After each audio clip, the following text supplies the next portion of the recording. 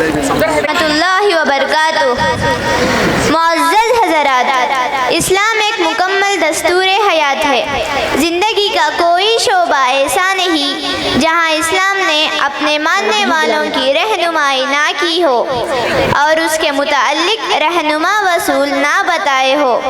خرید و فروخت ہو یا شادی بیاہ، لین دین ہو یا کوئی اور معاملہ، اسلام کی منشا یہ ہے کہ کسی بھی معاملے میں کوئی جھگڑا اور اختلاف نہ ہو، آپسی محبت و اخوت، بھائی چارگی اور اعتماد و بھروسہ برقرار رہے۔ انہی معاملات میں سے ایک قرض کا لین دین بھی ہے۔ سورہ بقرہ کی آیت نمبر 282 جو قرآن کی سب سے بڑی آیت ہے، جس میں اللہ تعالیٰ نے قرض کے لین دین کے اصول و آداب بیان فرمائے ہیں۔ آئیے اس آیت کی روشنی میں مکالمے کی شکل میں دیکھتے ہیں کہ قرض کا لین دین اسلامی طریقے پر کیسے کرے۔ مکالمے کے کردار ہیں دینی امور کے ماہر سید ابی بکر مکروز، سید محمد حنظلہ، قرض دینے والے اویس پاشا، مرد گواہ سید زین اللہ، معاہدہ لکھنے والی اسرا فاطمہ، پہلی عورت گواہ عائشہ فاطمہ، دوسری عورت گواہ حرمین صدف۔ پہلا منظر، حنظلہ پریشانی کی حالت میں بیٹھا ہوا کسی گہری سوچ میں مصروف ہے۔ اسی دوران اس کا دوست اس سے ملاقات کے لیے آتا ہے۔ السلام علیکم ورحمۃ اللہ وبرکاتہ۔ وعلیکم السلام ورحمۃ اللہ۔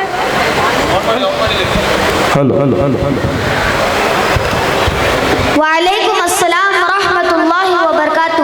اویس بھائی، یہ آپ کے ساتھ کون ہیں؟ یہ ہمارے رشتہ دار ہیں، دین کی بہت اچھی معلومات رکھتے ہیں۔ اچھا، یہ سب ٹھیک ہے، آپ کیسے ہیں؟ آپ مجھے بہت پریشان نظر آ رہے ہیں۔ الحمدللہ سب ٹھیک ہے، بس اچانک ایک معاملہ پیش آ گیا ہے، اسی وجہ سے ذرا پریشان ہوں۔ اچھا، آپ پریشان نہ ہو، مجھے بتائیے تو کیا بات ہے، میں ہوں نا آپ کے ساتھ۔ انشاءاللہ میں آپ کو ہر قدم پر، ہر جگہ اور ہر حالت میں آپ کے ساتھ پائیں گے، بس مجھے بتائیے تو کیا بات ہے۔ شکریہ بھائی، بات دراصل یہ ہے کہ مجھے 20,000 روپے کی سخت ضرورت ہے۔ میرے پاس پیسے بالکل نہیں ہیں، میں یہی سوچ سوچ کر پریشان ہوں کہ اتنے پیسے کہاں سے لاؤں گا، کوئی خرچ دینے کے لیے تیار نہیں۔ بس اتنی سی بات کے لیے پریشان ہو، مجھے پہلے ہی بتانا چاہیے تھا، میں آپ کی مدد کروں گا، میں آپ کو خرچ دینے کے لیے تیار ہوں۔ مبارک ہو بھائی۔ کس بات کی مبارکباد؟ دیکھو بھائی، کسی ضرورت مند کو قرض دینے کی قرآن و حدیث میں بڑی فضیلت بیان کی گئی ہے۔ میں قرض دینے کے لیے تو تیار ہوں، بس ایک شرط ہے۔ کیسی شرط؟ ہمیں اس کے لیے تحریری معاہدہ کر لینا چاہیے۔ تحریری معاہدہ؟ اتنی پرانی دوستی ہونے کے باوجود کیا میں نے کبھی تم سے کچھ لکھوایا؟ کیا تم ہماری دوستی بھول گئے؟ کیا تم کو مجھ پر ذرا سا بھی اعتماد نہیں ہے؟ ارے میرے دوست، تم کیسی بات کر رہے ہو؟ مجھے تم پر پورا اعتماد ہے، ہماری دوستی بھی گہری اور پرانی ہے۔ پھر تم ایسی بات کیوں کر رہے ہو؟ ارے حنظلہ بھائی، اس میں ناراض اور خفا ہونے والی کیا بات ہے؟ یہ تو اللہ ہی کا حکم ہے۔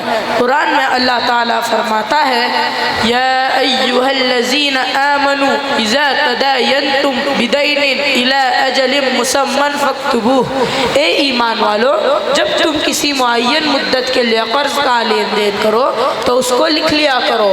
دیکھو بھائی، اللہ کا حکم ہماری دوستی اور ہمارے رشتوں سے بڑھ کر ہونے چاہیے۔ تحریری معاہدہ ہمارے رشتوں کو ٹوٹنے سے بچاتا ہے، ہمارے آپسی تعلقات کو خراب ہونے سے محفوظ رکھتا ہے، ہماری دوستی کو دشمنی میں بدلنے سے بھی بچاتا ہے اور ناانصافی سے بھی دور رکھتا ہے۔ تحریری معاہدہ اس لیے بھی ضروری ہے تاکہ قرض دینے والا زیادہ کا دعویٰ نہ کرے اور قرض لینے والا اس سے انکار بھی نہ کرے۔ اگر یہ اللہ کا حکم ہے تو میں تیار ہوں۔ اچھا چلو بھائی، معاہدہ لکھوا لیتے ہیں۔ سبھی لوگ تحریری معاہدے پر اتفاق کے بعد معاہدہ لکھوانے کے لیے محلے کی ایک تعلیم یافتہ خاتون اسرا کے پاس جا رہے ہیں۔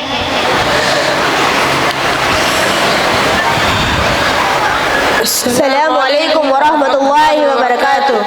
وعلیکم السلام ورحمۃ اللہ وبرکاتہ۔ آپ لوگ یہاں کیوں آئے ہیں؟ میری بہن، تمہیں اللہ نے علم کی دولت سے نوازا ہے، کیا تم ہمارے لیے قرض کے لین دین کا ایک معاہدہ لکھ دو گی؟ نہیں، میرے گھر والے مجھے ان سب چیزوں میں پڑھنے کی اجازت نہیں دیں گے۔ انہوں نے مجھے یہاں پڑھنے اور نوکری کے لیے بھیجا ہے، نہ کہ محلے کے قرض لکھنے بھیجا ہے۔ جائیے کسی اور سے لکھوا لیجیے۔ رکو بھائی، میری بہن، یہ تو اللہ ہی کا حکم ہے کہ جو شخص لکھنا جانتا ہو اس کو لکھنے سے انکار نہیں کرنا چاہیے۔ قرآن میں اللہ تعالیٰ فرماتا ہے وَلَا يَأْبَ كَاتِبٌ أَن يَكْتُبَ كَمَا عَلَّمَهُ اللَّهُ فَلْيَكْتُبْ کہ جو شخص لکھنا جانتا ہو اس کو لکھنے سے انکار نہیں کرنا چاہیے۔ ٹھیک ہے، اگر یہ اللہ کا حکم ہے تو میں لکھنے کے لیے تیار ہوں اور انصاف کے ساتھ لکھوں گی۔ اب ہمیں گواہوں کی ضرورت ہے۔ گواہ؟ اس کی کیا ضرورت ہے؟ ارے بھائی، یہ بھی اللہ ہی کا حکم ہے کہ تم اپنے اس معاہدے پر مردوں میں سے 2 لوگوں کو گواہ بنا لو۔ زین، کیا تم گواہ بننے کے لیے تیار ہو؟ ٹھیک ہے، میں گواہ بننے کے لیے تیار ہوں۔ جزاک اللہ، لیکن ہمیں مزید ایک گواہ کی اور ضرورت ہے۔ فی الحال کوئی اور مرد موجود نہیں ہے۔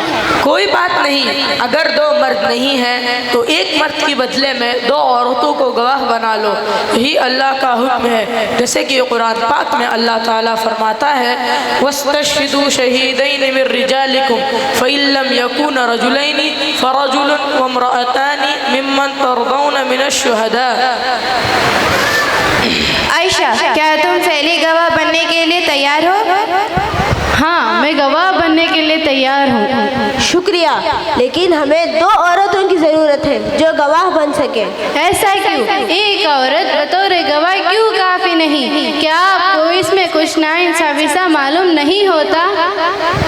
میری بہن، یہ قابلیت یا قدر کا مسئلہ نہیں ہے۔ اللہ تعالیٰ نے مرد و عورت کو مختلف صفات، ذمہ داریوں اور صلاحیتوں کے ساتھ پیدا کیا ہے۔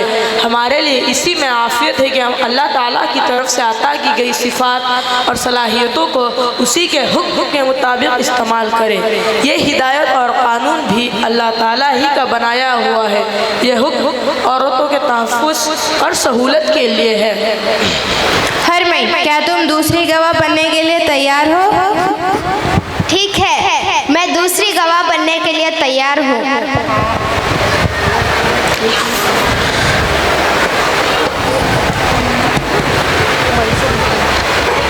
الحمدللہ، معاہدہ مکمل ہوا۔ اب میں سمجھ گیا کہ تحریر دونوں کی حفاظت کرتی ہے اور آپس میں شک و شبہے کو ختم کر دیتی ہے۔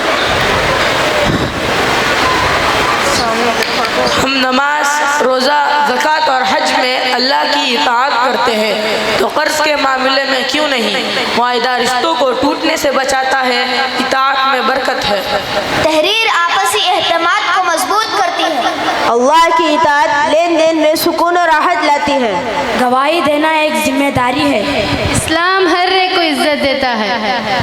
اللہ کے تمام احکام عدل و انصاف پر مبنی ہوتے ہیں، بوجھ نہیں ہوتے۔ ہاں، یہ تو عزت اور حفاظت ہے۔ معزز حضرات، قرآن اللہ کی طرف سے نازل کی گئی ایک کتاب ہدایت اور گائیڈ بک ہے۔ یہ صرف پڑھنے اور مرحومین کے ایصال ثواب یا جھاڑ پھونک کے لیے نہیں اتاری گئی ہے، بلکہ پڑھنے کے ساتھ ساتھ سمجھنے اور اس کے احکامات پر عمل کرنے کے لیے اتاری گئی ہے۔ لہٰذا ہم سب کو اپنے تمام معاملات اللہ کے حکم کے مطابق کرنا چاہیے۔ اسی میں ہمارے لیے دنیا و آخرت کی بھلائی اور سکون و راحت ہے۔ اللہ ہم سب کو اپنے تمام احکام اپنے حکم کے مطابق کرنے کی توفیق عطا فرمائے۔ آمین۔ جزاک اللہ خیرا۔